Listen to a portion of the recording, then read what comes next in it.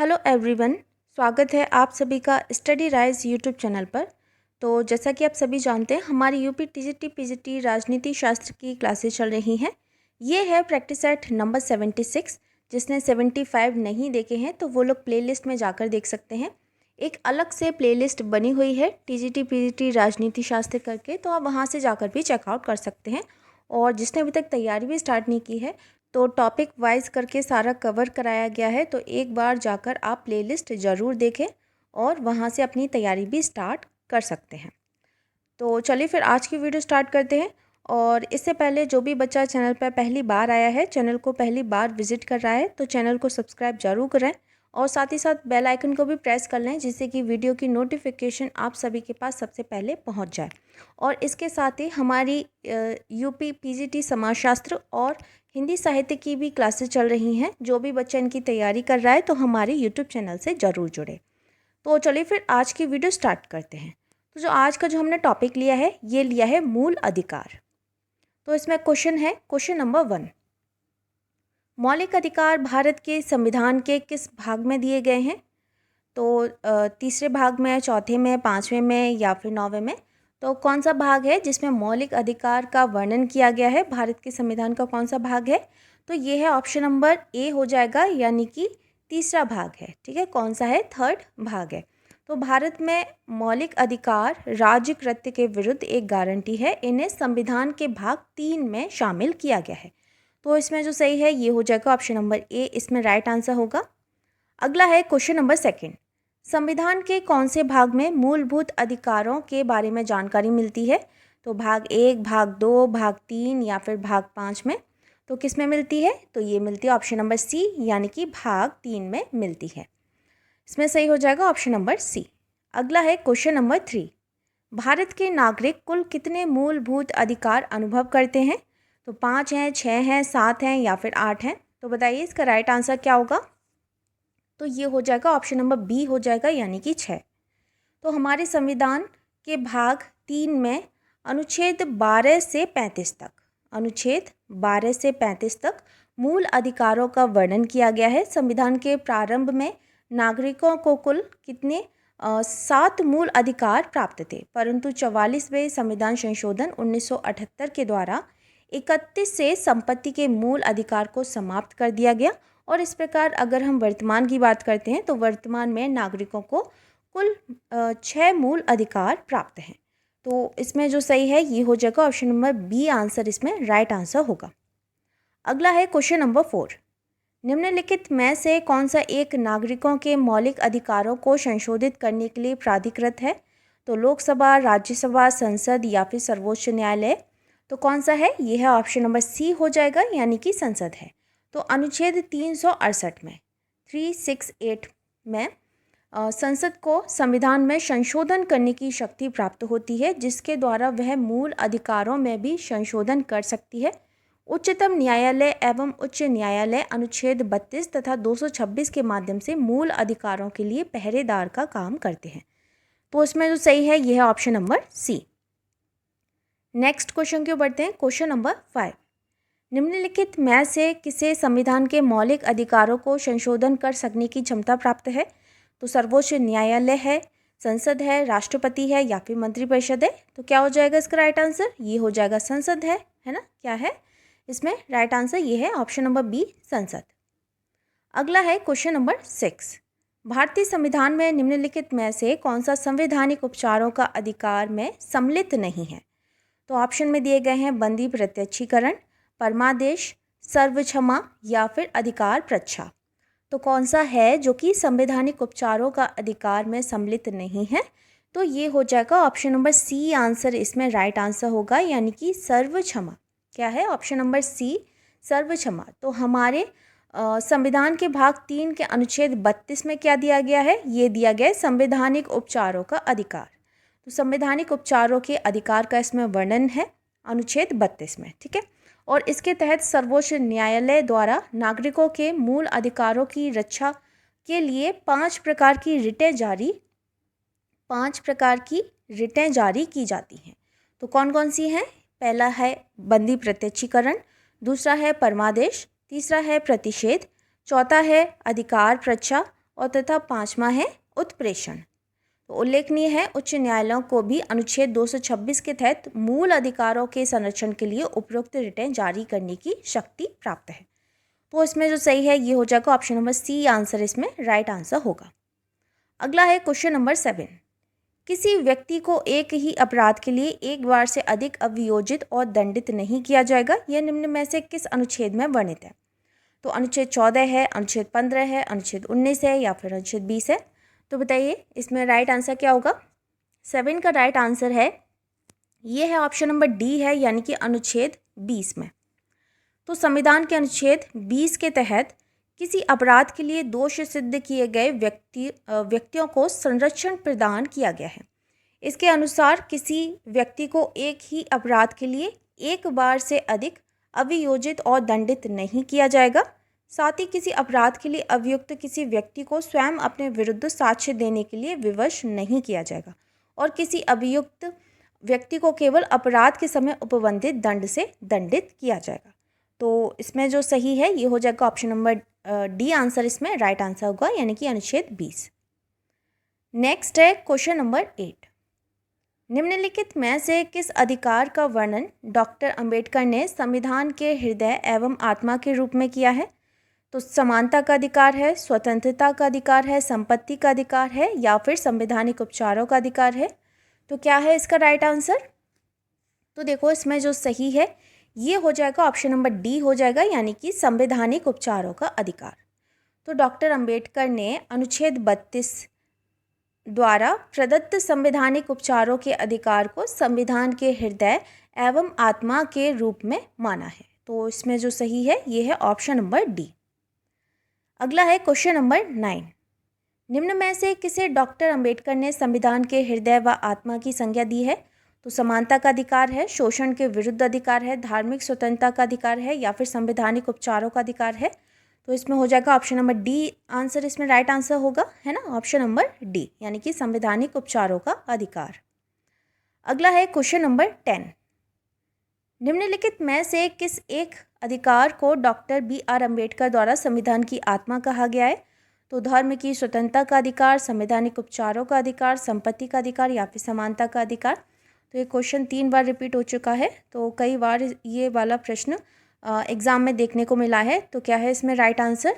तो ये है ऑप्शन नंबर बी हो जाएगा, यानी कि संवैधानिक उपचारों का अधिकार। संवैधानिक उपचारों का अधिकार ये है अनुच्छेद 32 में। तो नेक्स्ट है क्वेश्चन नंबर 11।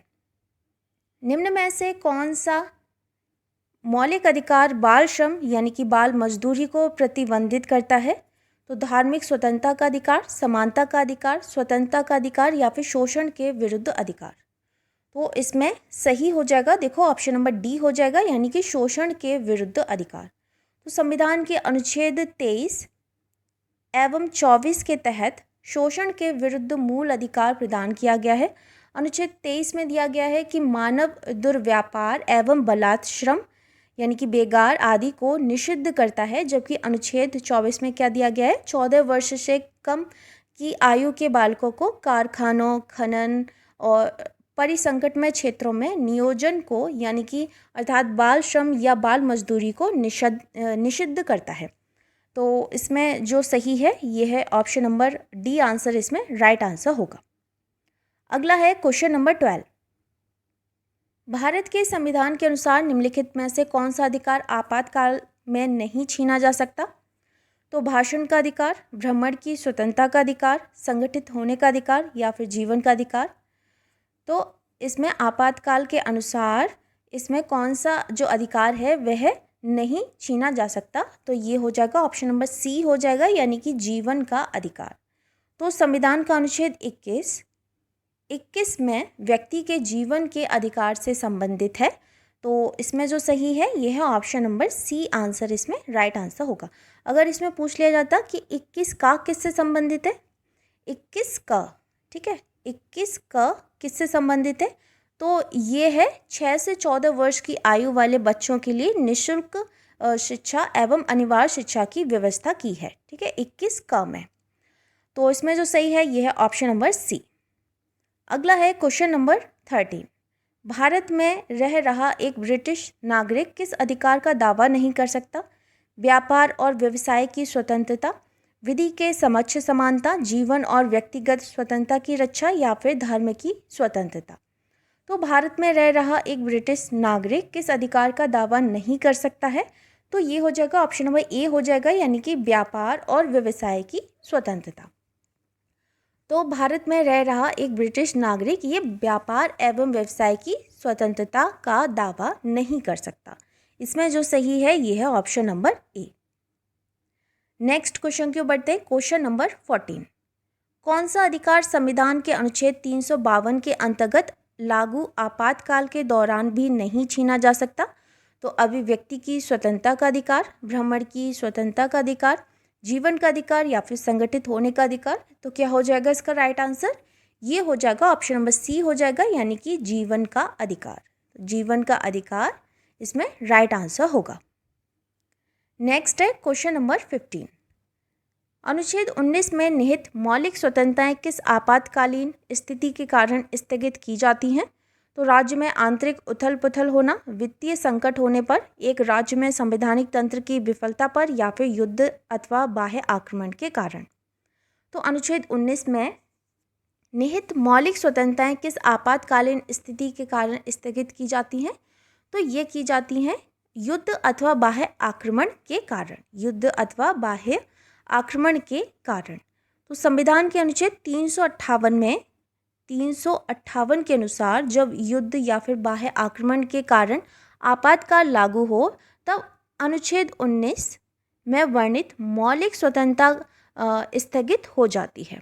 उल्लेखनीय है कि सशस्त्र विद्रोह के आधार पर आपातकाल लागू होने पर यह स्वतंत्रता स्थगित नहीं होती। आपातकाल के लागू होने पर अनुच्छेद 359 के तहत राष्ट्रपति को मौलिक अधिकारों के प्रवर्तन की स्थगित करने की शक्ति दी गई है। तो इसमें जो सही है यह ऑप्शन नंबर डी आंसर इसमें राइट आंसर होगा। अगला है क्वेश्चन नंबर 16, भारत के संविधान में समानता का अधिकार 5 अनुच्छेदों द्वारा प्रदान किया गया है। वे हैं तो अनुच्छेद 16 से 20, अनुच्छेद 14 से 18। तो देखो इसमें बी ही इसमें राइट आंसर होगा, यानी कि अनुच्छेद 14 से 18। तो भारत के संविधान में समानता का अधिकार 5 अनुच्छेदों यानी कि 14 से 18 द्वारा प्रदान किए गए हैं। तो इसमें जो सही है ये हो जाएगा ऑप्शन नंबर बी आंसर इसमें राइट आंसर होगा। अगला है क्वेश्चन नंबर 17, निम्न में से कौन से भारतीय संविधान में प्रदत्त धार्मिक स्वतंत्रता के अधिकार में शामिल नहीं है? नीचे दिए गए कूट से सही उत्तर का चयन कीजिए। तो सबसे पहले है यह है धर्म के अनुसरण और प्रचार का अधिकार। दूसरा है टैक्स लगाना या राजकीय निधि का किसी धर्म के प्रोत्साहन या अनुरक्षण में उपयोग करना, धर्म के मामलों का प्रबंधन या फिर धर्म के मामलों में धार्मिक निर्देशों को विवश करना। तो इसमें क्वेश्चन में दिया गया था कि भारतीय संविधान में प्रदत्त धार्मिक स्वतंत्रता के अधिकार में शामिल नहीं है। तो क्या हो जाएगा इसमें राइट आंसर? तो देखो एक तो पहला तो ये हो जाएगा कि टैक्स लगाना या राजकीय निधि का किसी धर्म के प्रोत्साहन या अनुरक्षण में उपयोग करना, और दूसरा हो जाएगा धर्म के मामलों में धार्मिक निर्देशों को व्यवहित करना। तो इसमें जो सही है ये है ऑप्शन नंबर डी हो जाएगा, यानी कि 2 और 4 इसमें राइट आंसर होंगे। अगला है क्वेश्चन नंबर 18, भारत में मौलिक अधिकारों से संपत्ति के अधिकार को किस संवैधानिक संशोधन के द्वारा हटा दिया गया? तो 42वां, 43वां, 56वां या फिर 44वां। तो बताइए कौन सा संवैधानिक संशोधन था जिसके द्वारा मौलिक अधिकार में से संपत्ति के अधिकार को हटा दिया गया था? तो ये है ऑप्शन नंबर डी, यानी कि 44वां संविधान संशोधन अधिनियम। तो 44वें संविधान संशोधन अधिनियम 1978 द्वारा संपत्ति के अधिकार को मौलिक अधिकार की सूची से हटाकर भाग 12 के अध्याय 4 में अनुच्छेद 300 का में स्थान दिया गया। अब संपत्ति का अधिकार एक वैधानिक या विधिक अधिकार है जिसका विनियमन साधारण विधियों को बनाकर किया जा सकता है। इसके लिए संविधान संशोधन की आवश्यकता नहीं होगी। तो इसमें जो सही है ये है ऑप्शन नंबर डी। अगला है क्वेश्चन नंबर 19, निम्नलिखित में से कौन सा विकल्प उच्च न्यायालय तथा सर्वोच्च न्यायालय दोनों के अधिकार क्षेत्र में होता है? तो केंद्र एवं राज्यों के मध्य विवाद, मौलिक अधिकारों का संरक्षण, संविधान के उल्लंघन के विरुद्ध संरक्षण या फिर दो राज्यों के मध्य विवाद। तो क्या है इसमें राइट आंसर? तो देखो ये है ऑप्शन नंबर बी है, यानी कि मौलिक अधिकारों का संरक्षण। तो मौलिक अधिकारों का संरक्षण ये उच्च न्यायालय और उच्चतम न्यायालय दोनों के अधिकार क्षेत्र में आता है। अनुच्छेद 32 के तहत ये उच्चतम न्यायालय के और उच्च न्यायालयों के ये 226 के तहत। ठीक है, तो इसमें जो सही है ये है ऑप्शन नंबर बी, इसमें राइट आंसर होगा। अगला है क्वेश्चन नंबर 20। भारत के संविधान द्वारा निम्नलिखित में से कौन सी स्वतंत्रता मौलिक अधिकार नहीं है? तो बताइए कौन सी स्वतंत्रता है जो कि मौलिक अधिकार नहीं है? संपत्ति के स्वामित्व और अधिग्रहण की स्वतंत्रता, पूरे देश में स्वतंत्र रूप से भ्रमण करने की स्वतंत्रता, बिना हथियार इकट्ठा होने की स्वतंत्रता, किसी भी व्यवसाय का पालन करने की स्वतंत्रता। तो इसमें से कौन सा है जो कि स्वतंत्रता मौलिक अधिकार नहीं है? ठीक है, नहीं है। तो इसमें सही हो जाएगा ऑप्शन नंबर ए हो जाएगा, यानी कि संपत्ति के स्वामित्व और अधिग्रहण की स्वतंत्रता। अगला है क्वेश्चन नंबर 21। संपत्ति के अधिकार को मौलिक अधिकारों की सूची से हटा दिया गया है। तो 44वें संविधान संशोधन द्वारा, 42वें संविधान संशोधन द्वारा, 33वें और 21वें। तो बताइए इसमें राइट आंसर क्या होगा? तो इस टॉपिक में जितने भी प्रश्न बने थे प्रीवियस ईयर में वह सभी आज हमने इस टॉपिक में लिए गए हैं, यानी कि मूल अधिकार से जितने भी प्रश्न बने हैं वह सभी आज हम इस वीडियो के माध्यम से कंप्लीट कर लेंगे। ठीक है, तो वीडियो को पूरा देखें तभी आपको समझ में आएगा, और क्वेश्चन के साथ साथ आप व्याख्या पर भी ज़रूर ध्यान दें। इसके साथ जो इम्पोर्टेंट आर्टिकल्स बताए जा रहे हैं तो आप वो नोट डाउन भी कर सकते हैं। तो इसमें बताइए राइट आंसर क्या होगा? तो ये हो जाएगा ऑप्शन नंबर ए हो जाएगा, यानी कि 44वें संविधान संशोधन द्वारा संपत्ति के अधिकार को मौलिक अधिकार की सूची से हटा दिया गया था। अगला है क्वेश्चन नंबर 23। निम्नलिखित में से कौन सा एक भारत के नागरिकों का मौलिक अधिकार नहीं है? तो संवैधानिक उपचारों का अधिकार, विधि के समक्ष समानता, संपत्ति का अधिकार या फिर शोषण के विरुद्ध अधिकार। तो ये हो जाएगा ऑप्शन नंबर सी हो जाएगा, यानी कि संपत्ति का अधिकार। ठीक है, संपत्ति का अधिकार। अच्छा, अगला है क्वेश्चन नंबर 24। निम्न में से कौन सा सूचना के अधिकार के विषय में सही है? ये एक मौलिक अधिकार है, ना तो ये मौलिक अधिकार है और ना ही विधिक अधिकार है। यह मौलिक और विधिक दोनों अधिकार है, ये एक विधिक अधिकार है। तो सूचना के अधिकार के विषय में इसमें कौन सा सही है? तो देखो इसमें जो सही हो जाएगा ये हो जाएगा ऑप्शन नंबर डी हो जाएगा, यानी कि यह एक विधिक अधिकार है। सूचना का अधिकार मूल अधिकार के रूप में भारतीय संविधान में नागरिकों को नहीं दिया गया है। ये क्या है? ये एक विधिक अधिकार है जिसे सूचना के अधिकार अधिनियम 2005 के तहत नागरिकों को प्रदान किया गया है। इसमें जो सही है ये है ऑप्शन नंबर डी। अगला है क्वेश्चन नंबर 25। मौलिक अधिकारों के कार्यवाहन को निलंबित करने का अधिकार किसको है? संसद है, सर्वोच्च न्यायालय है, राष्ट्रपति है या फिर प्रधानमंत्री है? तो कौन है? मौलिक अधिकार के कार्यवाहन को निलंबित करने का अधिकार किसके पास है?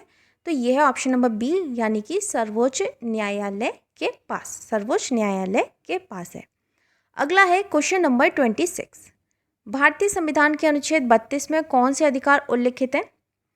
तो इसमें है धार्मिक स्वतंत्रता के अधिकार, अभिव्यक्ति के अधिकार, अल्पसंख्यकों के अधिकार या फिर संवैधानिक उपचार के अधिकार। तो ये वाला भी क्वेश्चन बहुत बार रिपीट हो चुका है। तो बताइए 32 में क्या दिया गया है? तो ये दिया गया है ऑप्शन नंबर डी, संवैधानिक उपचार के अधिकार। ठीक है, संवैधानिक उपचार के अधिकार। तो भारतीय संविधान के अनुच्छेद 32 में संवैधानिक उपचारों के अधिकार का उल्लिखित है, और संवैधानिक उपचारों के अधिकार के अंतर्गत उच्चतम न्यायालय को 5 प्रकार की रिटें जारी करने का अधिकार है। तो वे कौन कौन सी हैं? पहली है बंदी प्रत्यक्षीकरण, दूसरी है परमादेश, तीसरी है प्रतिषेध, चौथी है अधिकार प्रच्छा और पांचवी है उत्प्रेषण। तो इसमें जो सही है ये है ऑप्शन नंबर डी आंसर, इसमें राइट आंसर होगा। नेक्स्ट है क्वेश्चन नंबर 27। लैटिन शब्द मेंडनस यानी कि परमादेश का अर्थ है सशरीर प्रस्तुतिकरण, अधीनस्थ न्यायालय में वाद को हटाना, प्राधिकारी को चुनौती देना या फिर हम आदेश देते हैं। तो मेंडेनस या फिर परमादेश का अर्थ क्या होता है? तो ये होता है हम आदेश देते हैं। क्या होता है? हम आदेश देते हैं।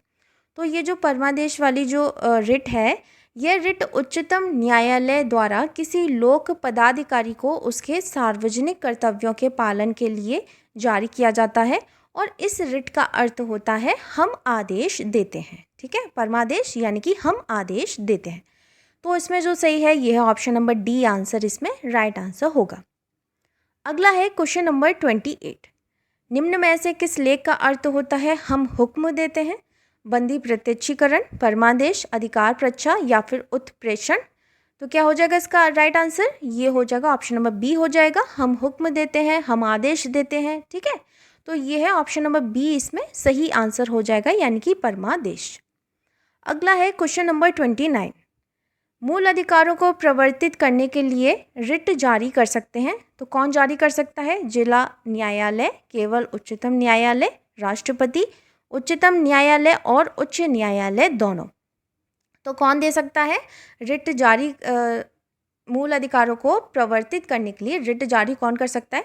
तो ये कर सकते हैं उच्चतम न्यायालय और उच्च न्यायालय दोनों कर सकते हैं। ठीक है, दोनों कर सकते हैं। इसमें सही है ऑप्शन नंबर डी आंसर इसमें राइट आंसर होगा। ये यूपी टीजीटी परीक्षा 2021 में पूछा गया प्रश्न है। अगला है क्वेश्चन नंबर 30। एक ऐसे व्यक्ति को जिसे अवैध रूप से हिरासत में लिया गया है उसे मुक्त करने के लिए उचित न्यायिक निकाय द्वारा जारी किया गया लेख है, तो क्वा वारंटो, परमादेश, बंदी प्रत्यक्षीकरण या फिर उत्प्रेषण लेख। तो क्या है इसका राइट आंसर? 30 का राइट आंसर बताइए। तो ये हो जाएगा ऑप्शन नंबर सी हो जाएगा, यानी कि बंदी प्रत्यक्षीकरण। क्या है इसमें? ऑप्शन नंबर सी बंदी प्रत्यक्षीकरण। तो बंदी प्रत्यक्षीकरण में क्या होता है? उच्चतम न्यायालय द्वारा यह रिट उस व्यक्ति की प्रार्थना पर जारी किया जाता है जिसे लगता है कि उसे एक तरह से अवैध रूप से बंदी बनाया गया है। ठीक है, इस रिट के द्वारा न्यायालय बंदी बनाने वाले अधिकारी को बंदी बनाए गए व्यक्ति को निश्चित समय के अंदर अपने सामने उपस्थित करने का आदेश देता है जिससे उसके बंदी बनाए जाने के कारण पर विचार कर सके। तो इसमें जो सही है ये है ऑप्शन नंबर सी इसमें राइट आंसर होगा। अगला है क्वेश्चन नंबर 31। सूची 1 को सूची 2 से सुमेलित करना है।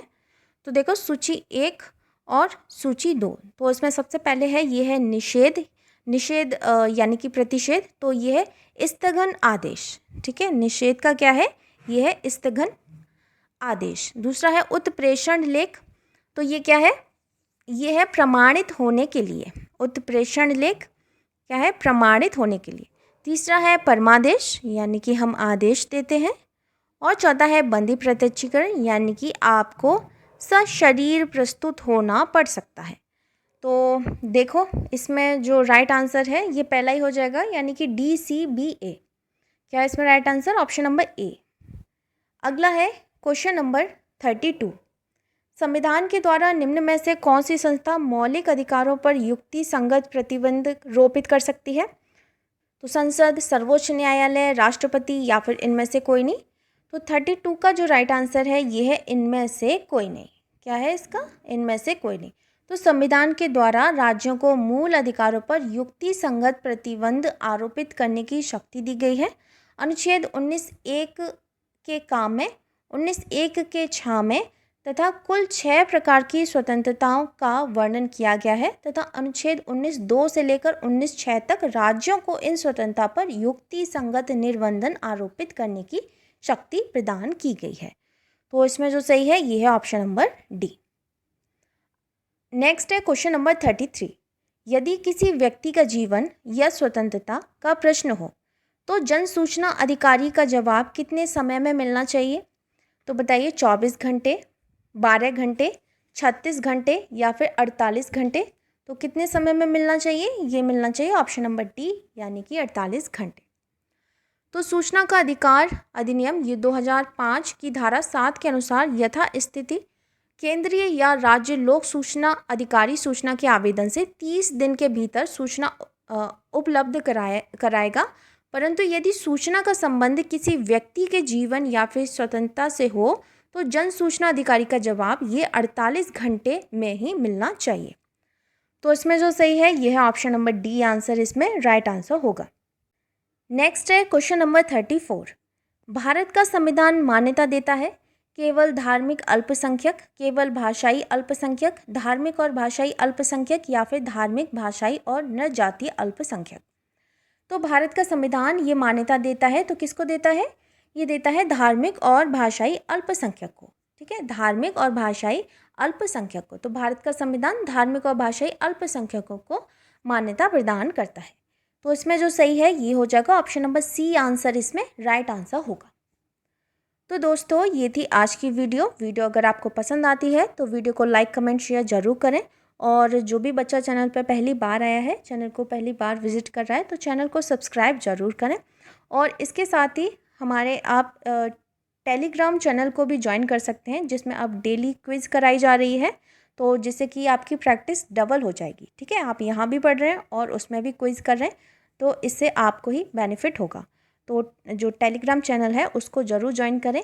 जो इसका लिंक है ये डिस्क्रिप्शन बॉक्स में दिया गया है। तो मिलते हैं फिर बहुत जल्द नेक्स्ट वीडियो में नेक्स्ट टॉपिक के साथ। तब तक के लिए थैंक यू सो मच।